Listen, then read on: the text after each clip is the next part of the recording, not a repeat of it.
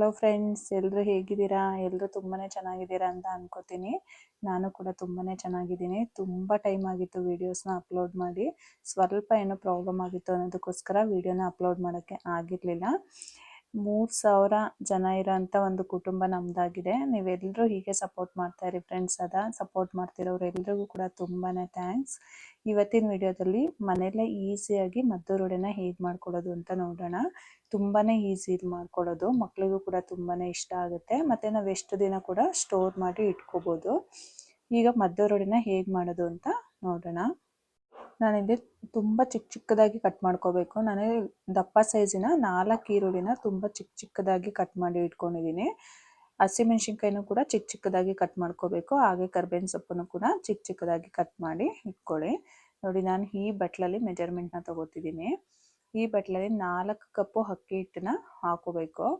ಅಂದರೆ ನೀವು ಯಾವ ಬಟ್ಲು, ಲೋಟ ಯಾವುದ್ರಲ್ಲಿ ಮೆಜರ್ಮೆಂಟ್ ತಗೋತೀರಾ ಅದರಲ್ಲಿ 4 ಕಪ್ಪಷ್ಟು ಅಕ್ಕಿ ಹಿಟ್ಟನ್ನು ಹಾಕೋಬೇಕು. ಅಂದರೆ 4:1 ಅನ್ನೋ ಥರ. ಬೇರೆ ಇಂಗ್ರೀಡಿಯೆಂಟ್ಸ್ ಎಲ್ಲ ಒಂದೊಂದು ಕಪ್ಪನ್ನು ಹಾಕೋಬೇಕು. 4 ಕಪ್ಪು ಅಕ್ಕಿ ಹಿಟ್ಟಿಗೆ 1 ಕಪ್ಪು ಚಿರೋಟಿ ರವೆನ ಸೇರಿಸ್ತಾ ಇದ್ದೀನಿ. 1 ಕಪ್ಪು ಹುರುಗಡ್ಲೆನ ಮಿಕ್ಸಿಗೆ ಹಾಕೊಂಡು ಪೌಡ್ರ್ ಮಾಡ್ಕೋಬೇಕು. ಸೇಮ್ ಅದೇ ಕಪ್ಪಲ್ಲಿ 1 ಕಪ್ಪಷ್ಟು ಹುರುಗಡ್ಲೆನ ಹಾಕೊಂಡು ಪೌಡ್ರ್ ಮಾಡಿ ಮಿಕ್ಸ್ ಮಾಡ್ಕೋಬೇಕು. ನೋಡಿ, ಈ ಥರ ನೈಸ್ಗೆ ಪೌಡ್ರ್ ಮಾಡ್ಕೊಂಡು ಅದನ್ನು ಕೂಡ ಮಿಕ್ಸ್ ಮಾಡ್ಕೊಳ್ಳಿ. ತುಂಬ ಗರಿಯಾಗಿ, ತುಂಬ ಕ್ರಿಸ್ಪಿಯಾಗಿ ತುಂಬಾ ಚೆನ್ನಾಗಿ ಬರುತ್ತೆ ಮದ್ದೂರೊಡೆ. 1 ಕಪ್ಪಷ್ಟು ಮೈದಾ ಹಿಟ್ಟನ್ನು ಸೇರಿಸ್ತಾ ಇದ್ದೀನಿ. ನೀವು ಕೆಜಿ ಲೆಕ್ಕದಲ್ಲಿ ತಗೋತೀನಿ ಅನ್ನೋದಾದರೆ 1 kg ಅಕ್ಕಿ ಹಿಟ್ಟಿಗೆ ಮಿಕ್ಕಿದ್ದೆಲ್ಲ ಕಾಲು kg ಹಾಕೋಬೇಕು. 1-2 ಸ್ಪೂನಷ್ಟು ಜೀರಿಗೆ ಮತ್ತು ರುಚಿಗೆ ತಕ್ಕಷ್ಟು ಉಪ್ಪನ್ನು ಸೇರಿಸ್ಕೊಳ್ಳಿ. ಎಣ್ಣೆನ ಸ್ವಲ್ಪ ಚೆನ್ನಾಗಿ ಬಿಸಿ ಮಾಡ್ಕೊಂಡಿರಬೇಕು.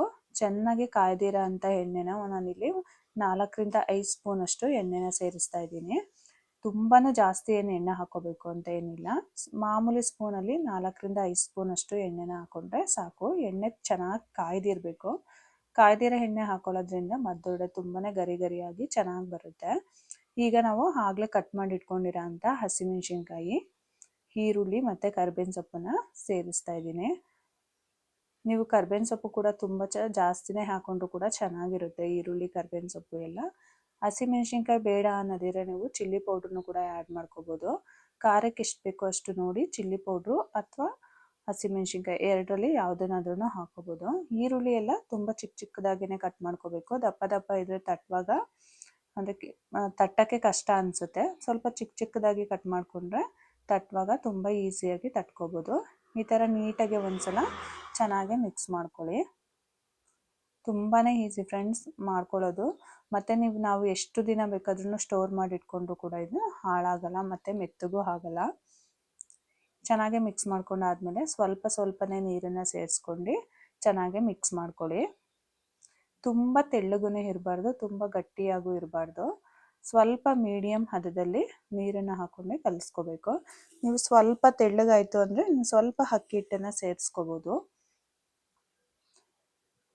ಮೆಜರ್ಮೆಂಟು ಕರೆಕ್ಟಾಗಿದ್ದರೆ ನಿಮಗೆ ಮದ್ದೂರೊಡೆ ತುಂಬಾ ಚೆನ್ನಾಗಿ ಬರುತ್ತೆ. ನೀವು ಕೆಜಿ ಲೆಕ್ಕದಲ್ಲಿ ಮಾಡೋದಿದ್ರೆ 1 kg ಅಕ್ಕಿ ಹಿಟ್ಟಿಗೆ 1/4 kg ಹುರುಗಡ್ಲೆ, 1/4 kg ಚಿರೋಟಿ ರವೆ ಮತ್ತು 1/4 kg ಮೈದಾ ಹಿಟ್ಟನ್ನು ಸೇರಿಸ್ಕೊಳ್ಳಿ. ನೀವು ಬಟ್ಲಲ್ಲಿ ಮೆಜರ್ಮೆಂಟ್ ಮಾಡ್ಕೊಳ್ಳೋದಾದರೆ 4:1 ಅನ್ನೋ ರೀತಿ ಹಾಕ್ಕೊಳ್ಳಿ. ಈ ಪ್ರಮಾಣದಲ್ಲಿ ನೀವು ಮದ್ದೂರೊಡೆನ ಮಾಡಿಕೊಂಡ್ರೆ ತುಂಬಾ ಚೆನ್ನಾಗಿರುತ್ತೆ. ಹಬ್ಬಗಳಿಗೂ ಕೂಡ, ಈ ವರಮಹಾಲಕ್ಷ್ಮಿ, ಲಕ್ಷ್ಮೀ ಪೂಜೆ ಹಬ್ಬಗಳಿಗೂ ಕೂಡ ಮಾಡ್ಕೋಬೋದು. ನೋಡಿ, ಈ ಥರ ಚೆನ್ನಾಗಿ ಮಿಕ್ಸ್ ಮಾಡ್ಕೊಳ್ಳಿ. ಒಂದೇ ಸಲ ನೀರು ಹಾಕೊಂಬಿಟ್ರೆ ತೆಳ್ಳಗಾಗುತ್ತೆ. ಸ್ವಲ್ಪನೇ ನೋಡಿ ಹಾಕೊಳ್ಳಿ. ನೋಡಿ, ಈ ರೀತಿ ಮಿಕ್ಸ್ ಮಾಡ್ಕೋಬೇಕು. ಇಷ್ಟು ಹದದಲ್ಲಿದ್ದರೆ ಸಾಕು. ನೀವು ಹಪ್ಳದ ಪ್ರೆಸ್ಸಲ್ಲಿ ಏನಾರು ಪ್ರೆಸ್ ಮಾಡ್ತೀನಿ ಅನ್ನೋದಿದ್ರೆ ಇದಕ್ಕಿಂತ ಸ್ವಲ್ಪ ಗಟ್ಟಿಯಾಗಿ ಕಲಿಸ್ಕೊಂಡ್ರೆ ಹಪ್ಳದ ಪ್ರೆಸ್ಸಲ್ಲಿ ನೀವು ಪ್ರೆಸ್ ಮಾಡಿ ಹಾಕ್ಬೋದು. ಸ್ವಲ್ಪ ತೆಳ್ಳಗಿದ್ರೆ ನೀವು ಕೈಯಲ್ಲೇ ತಟ್ಟಿ ಹಾಕೋಬೋದು. ನೋಡಿ, ಇದು ಹದ ಕರೆಕ್ಟಾಗಿದೆ. ಕೈಯಲ್ಲಿ ತಟ್ಟೋದಕ್ಕೆ ಇದು ಹದ ಕರೆಕ್ಟಾಗಿದೆ. ನೀವು ಹಪ್ಳದ ಪ್ರೆಸ್ಸಲ್ಲಿ ಪ್ರೆಸ್ ಮಾಡೋದಾದರೆ ಇನ್ನೊಂದು ಸ್ವಲ್ಪ ಗಟ್ಟಿ ಕಲಿಸ್ಕೊಳ್ಳಿ. ಹಪ್ಳದ ಪ್ರೆಸ್ ಇದ್ದರೆ ಹಪ್ಳದ ಪ್ರೆಸ್ಸಲ್ಲೇ ಕೂಡ ನೀವು ಮಾಡ್ಕೋಬೋದು. ನಾನಿಲ್ಲಿ ಒಂದ್ಸಲ ಹಪ್ಪಳ ಪ್ರೆಸ್ಸಲ್ಲಿ ಹೇಗೆ ಮಾಡೋದು ಅಂತ ತೋರಿಸ್ತೀನಿ. ನಾನು ಆಯಿಲ್ ಪೇಪರ್ನ ನಾನು ನೀಟಾಗಿ ಕಟ್ ಮಾಡಿ ಇಟ್ಕೊಂಡಿದ್ದೀನಿ. ಇಲ್ಲಾಂದರೆ ನೀವು ರೇಷನ್ ಕಟ್ ಅಂತ ಕವರ್ನ ಕೂಡ ನೀಟಾಗಿ ಕಟ್ ಮಾಡಿ ಇಟ್ಕೋಬೋದು. ನಿಮಗೆ ಯಾವ ಸೈಜಿಗೆ ಬೇಕು ಆ ಸೈಜಿಗೆ ಉಂಡೆನ ಮಾಡ್ಕೊಳ್ಳಿ. ಸ್ವಲ್ಪ ಎಣ್ಣೆನ ಹಚ್ಕೊಂಡು ನಾನು ಸ್ವಲ್ಪ ಕೈಯಲ್ಲಿ ತಟ್ಟೋದಕ್ಕೆ ಅನ್ನೋದಕ್ಕೋಸ್ಕರ ಸ್ವಲ್ಪ ತೆಳ್ಳಗೆ ಕಲಿಸ್ಕೊಂಡಿದ್ದೆ, ಹಾಗಾಗಿ ಸ್ವಲ್ಪ ಅಂಟ್ಕೊಂಡಂಗೆ ಆಗ್ತಾ ಇದೆ. ನಾನು ಆಗಲೇ ಹೇಳ್ದಂಗೆ ನೀವು ಹಪ್ಳದ ಪ್ರೆಸ್ ಮಾಡೋದಾದರೆ ಸ್ವಲ್ಪ ಗಟ್ಟಿಗೆ ಕಲಿಸ್ಕೊಳ್ಳಿ. ನೋಡಿ ಈ ಥರ ಎಣ್ಣೆ ಆಲ್ರೆಡಿ ಕಾಯ್ದಿದೆ.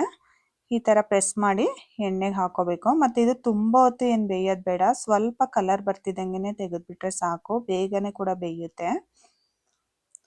ಒಂದೊಂದೇ ಈ ಥರ ಪ್ರೆಸ್ ಮಾಡಿ ಹಾಕೊಳ್ಳಿ ಎಣ್ಣೆಗೆ.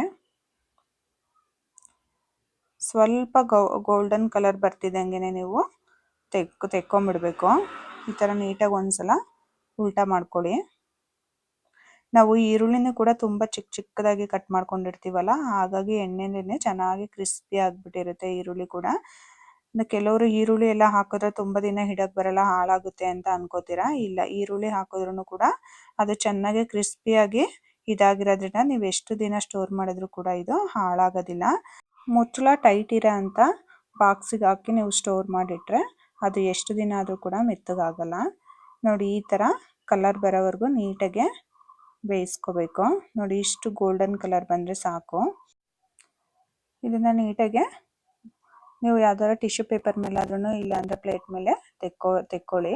ಇದೇನು ತುಂಬ ಎಣ್ಣೆ ಕೂಡ ಕುಡಿಯೋದಿಲ್ಲ, ನಿಮಗೆ ಡ್ರೈ ಆಗಿನೇ ಇರುತ್ತೆ. ನಾನಿಲ್ಲಿ ಒಂದು ಪ್ಲೇಟ್ ಮೇಲೆ ಹಾಕೊತಾ ಇದ್ದೀನಿ. ಈಗ ಕೈಯಲ್ಲಿ ಹೇಗೆ ತಟ್ಟೋದು ಕೂಡ ನಾನು ತೋರಿಸ್ತೀನಿ, ಕೈಯಲ್ಲಿ ಹೇಗೆ ತಟ್ಟಿ ಮಾಡೋದು ಅಂತ. ಕೈಯಲ್ಲಿ ತಟ್ಟೋದು ಕೂಡ ಅದೇ ಆಯಿಲ್ ಪೇಪರ್ ಮೇಲೆ ಸ್ವಲ್ಪ ಎಣ್ಣೆನ ಹಚ್ಕೊಂಡು ಕೈಗೂ ಸ್ವಲ್ಪ ಎಣ್ಣೆನ ಹಚ್ಕೊಳ್ಳಿ. ನಿಮಗೆ ಯಾವ ಸೈಜಿಗೆ ಬೇಕೋ ಆ ಸೈಜಿಗೆ ತೊಗೊಂಡು ನೋಡಿ ಈ ಥರ ಕೈಯಲ್ಲೇ ಈಸಿಯಾಗಿ ತಟ್ಕೋಬೋದು. ಸ್ವಲ್ಪ ತೆಳ್ಳಗೆನೆ ತಟ್ಕೊಳ್ಳಿ, ತೆಳ್ಳಗೆ ತಟ್ಟಿ ಹಾಕೋದ್ರಿಂದ ಕ್ರಿಸ್ಪಿಯಾಗಿ ಚೆನ್ನಾಗಿರುತ್ತೆ. ನೋಡಿ ಈ ಥರ ಕೈಯಲ್ಲಿ ತಟ್ಟು ಕೂಡ ನೀವು ಫಾಸ್ಟಾಗಿ ಮಾಡ್ಕೋಬೋದು. ಹಪ್ಳದ ಪ್ರೆಸ್ಸಲ್ಲಿ ಮಾಡೋದಿದ್ರೆ ಸ್ವಲ್ಪ ಗಟ್ಟಿಗೆ ಕಲಿಸ್ಕೊಂಡು ಮಾಡ್ಕೊಳ್ಳಿ. ನೋಡಿ ಎಷ್ಟು ಚೆನ್ನಾಗಿ ಬರ್ತಾ ಇದೆ, ತಿನ್ನೋಕ್ಕೂ ಕೂಡ ಅಷ್ಟೇ ರುಚಿಯಾಗಿರುತ್ತೆ. ಸ್ವಲ್ಪ ದೊಡ್ಡ ಬಾಣಲಿನ ಇಟ್ಕೊಂಡ್ರೆ ನೀವು ಒಂದೇ ಸಲ ಜಾಸ್ತಿ ಮದ್ದೂರಡಿನ ಹಾಕೊಂಡು ಬೇಯಿಸ್ಕೋಬೋದು. ಸ್ವಲ್ಪ ಒಂದು ಸೈಡು ಸ್ವಲ್ಪ ಗೋಲ್ಡನಿಶ್ ಬಂದ ತಕ್ಷಣ ಈ ಥರ ತಿರುಗಿಸ್ಕೊಳ್ಳಿ ಒಂದ್ಸಲ. ತುಂಬಾ ಈಸಿ ಫ್ರೆಂಡ್ಸ್ ಮಾಡೋದು, ಮಕ್ಕಳಿಗೆಲ್ಲ ತುಂಬ ಇಷ್ಟ ಆಗುತ್ತೆ, ದೊಡ್ಡವ್ರಿಗೂ ಇಷ್ಟ ಆಗುತ್ತೆ. ಈವ್ನಿಂಗ್ ಟೈಮು ಟೀ ಜೊತೆ ಎಲ್ಲ ತಿನ್ನೋಕ್ಕೆ ತುಂಬಾ ಚೆನ್ನಾಗಿರುತ್ತೆ. ನೀವು ಒಂದ್ಸಲ ಮಿಸ್ ಮಾಡದೆ ಈ ರೆಸಿಪಿನ ಟ್ರೈ ಮಾಡಿ, ಹೇಗಿತ್ತು ಅಂತ ಕಮೆಂಟ್ ಮಾಡಿ ತಿಳಿಸಿ. ವಿಡಿಯೋ ಇಷ್ಟ ಆಗಿದ್ರೆ ನಿಮ್ಮ ಫ್ಯಾಮಿಲಿ ಫ್ರೆಂಡ್ಸಿಗೂ ಕೂಡ ಶೇರ್ ಮಾಡಿ. ಮತ್ತೆ ಒಂದು ಹೊಸ ರೆಸಿಪಿ ಜೊತೆ ಮುಂದಿನ ವಿಡಿಯೋದಲ್ಲಿ ಸಿಗ್ತೀನಿ. Thank you for watching. ಈ ವಿಡಿಯೋ ನಿಮಗೆ ಇಷ್ಟ ಆಗಿದ್ರೆ ಲೈಕ್ ಮಾಡಿ, ಶೇರ್ ಮಾಡಿ, ಸಬ್ಸ್ಕ್ರೈಬ್ ಮಾಡಿ, ಮತ್ತೆ ಬೆಲ್ ಹೊಡೆಯೋದನ್ನ ಮರಿಬೇಡಿ.